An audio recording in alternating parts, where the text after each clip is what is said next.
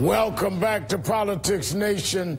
The special election Senate race in the Magnolia State is heating up. And a recent NBC News poll shows a neck-and-neck race for Mississippi Senate candidates vying for a seat in Congress, with Democrat Mike Espy narrowly leading the pack with 25% of the votes. Will voters elect the first African-American senator from Mississippi since the Civil War?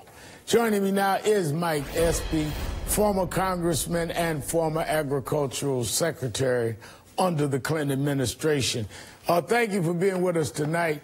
Tell me what... Hello, Reverend Al. How are you, my friend? I'm good. I'm good. Tell me what the race looks like for you. You are slightly ahead, and yes. I think that clearly you've been in the president's cabinet under President Clinton. You've been a member of Congress. The people in Mississippi know you. Do you really think you can win an African-American in Mississippi?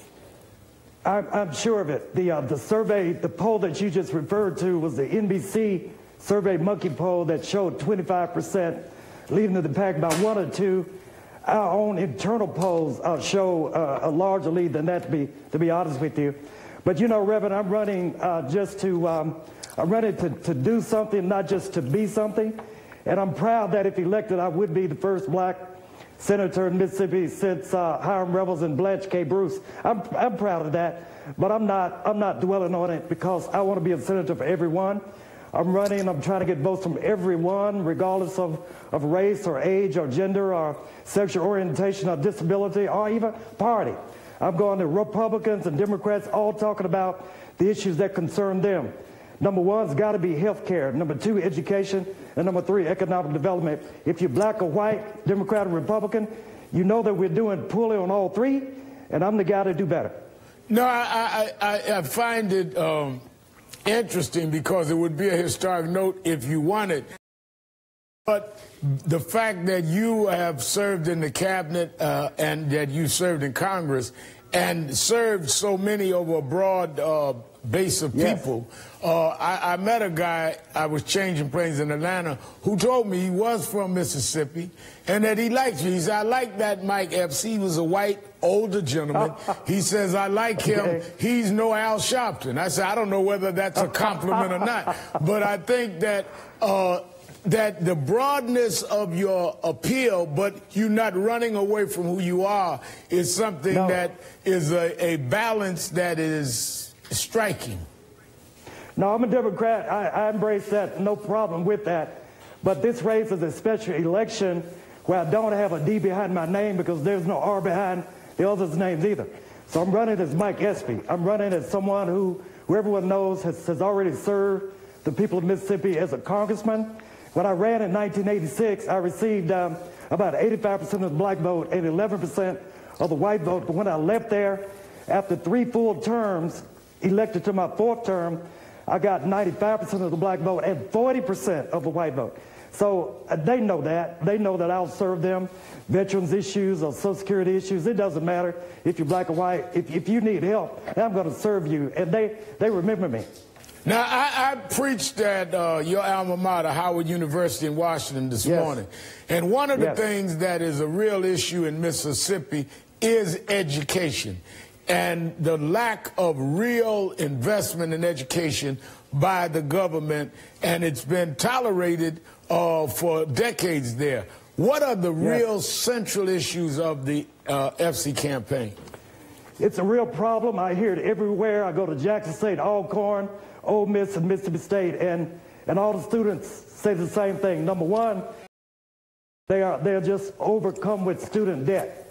So when they graduate from all these great institutions, they got one foot in the ditch because they got debt with increasing interest payments.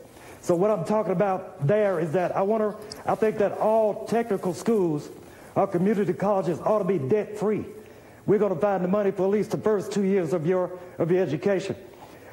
You know, with student debt, I believe that if you elect to go into some civic enterprise, you know, teaching the Mississippi Delta or teaching West Jackson or whatever, do something to help someone, I think that we can mitigate your debt by reducing it. And then on the brain drain, we just simply have to find the kinds of jobs that will remain or come to Mississippi that will accommodate what you studied in school. So you don't have to go to Detroit and Atlanta and Seattle to find gainful employment. So all these things I've been talking about in my campaign that resonate with all these millennials and their young folks, and they become a great part of my campaign. Now, infrastructure, that is also a concern in Mississippi, and we hear a lot of talk about infrastructure, but we've not seen anyone really push a serious infrastructure bill through the Congress. Yes. Yes, Reverend Al, you know my history, and I hadn't run in 20 years. But in the last 20 years, I've served as a county attorney for a county that's majority black, majority Democrat, with income issues. And then I've served another county that's majority black, majority white, majority Republican, and a high income situation. So you couldn't have two counties that are polar opposites, and I served both of them well as their county attorney. But guess what the number one and number two issues were? Number one, health care. They both had rural hospitals closing, right? Wow. Because our leadership in Mississippi did not accept the Medicaid expansion money offered to them, right? And then number two is infrastructure. Because then I looked at the infrastructure bill that was talked about in Washington, and that was an 80-20 match. But instead of the 20 being the local match, the 80 was the local match. Wow. And neither my richer county nor my poor county could assume that 8% obligation, so we don't have that. And so I'm the guy to go up there that's been on the ground with these counties, been on the ground with all these folks, been on the ground with students. I want to make sure our rural hospitals can remain open, and I want to make sure that we certainly have coverage for pre-existing conditions. I'm going to have to leave it there. Thank you so much, Mike Espy. And a side note, Politics Nation did reach out to incumbent Senator Cindy Hyde-Smith to join us.